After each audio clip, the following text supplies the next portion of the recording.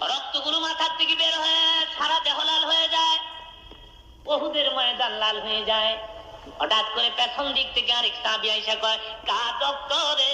উহুদের ময়দান লাল করে। একজনে ডেকে বলে, নবীর গায়ের পবিত্র। সাহাবী চিৎকার মেরে উহুদের মাটি পড়ে যায়, না, আমি নবীর রক্ত উহুদের মাটির সঙ্গে মিশতে দিব না। জিহ্বা ভেদ করে চেটে চেটে রক্তগুলো পান করে। আমার নবী পেছনের দিকে তাকায় কয়, সাহাবী রে, আমার রক্ত পান করলি না দুজু খারাপ করলি? মদিনায় খবর হয়ে গেল দিনের নবী উহুদে শহীদ। মদিনার অবস্থাটা কি হয়েছিল শোনেন। চারদিক থেকে মদিনার ছেলেরা বের হয়ে যায়, মদিনার মেয়েরা। পয়দা হয়ে গেল, রসুল নাই গো, রসুল নাই। শুধু কি তাই, ওদের ময়দানে নবী শহীদ শুনিয়া দুধের বাচ্চা মাছ তনে মুখ লাগায় না। নবীর এক সাহাবীর নাম ছিল হযরত আনজালা রাদিয়াল্লাহু তাআলা। ফরজ গোসল করার জন্য পানির কিনারে গিয়ে দাঁড়ায়।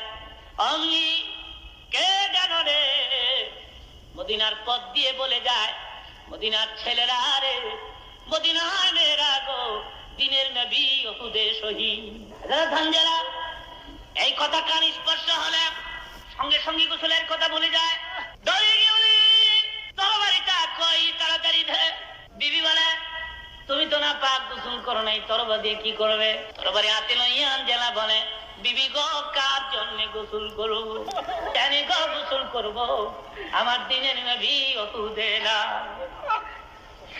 বিদায় দে, দেখা হবে হাসরের ময়দানে। তবে আসছে নবীর প্রিয় সাহাবী হযরত হামজা উহুদের ময়দানে শহীদ হয়ে যায়। যুদ্ধ বন্ধ হয়ে গেল। আমার নবী দেখে বলেন, ও সাহাবীরা, যারা শহীদ হয়েছে তাদের বিনা গোসল কবর দিয়ে দে।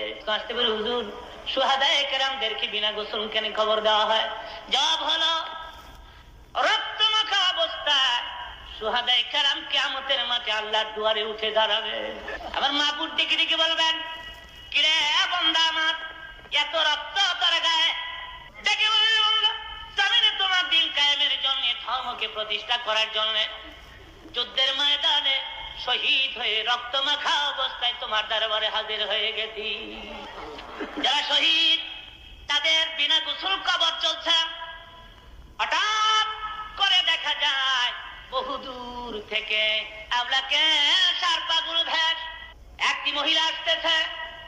নবীর পাশে দাঁড়া আল্লাহর হাবিবকে সালাম আনতে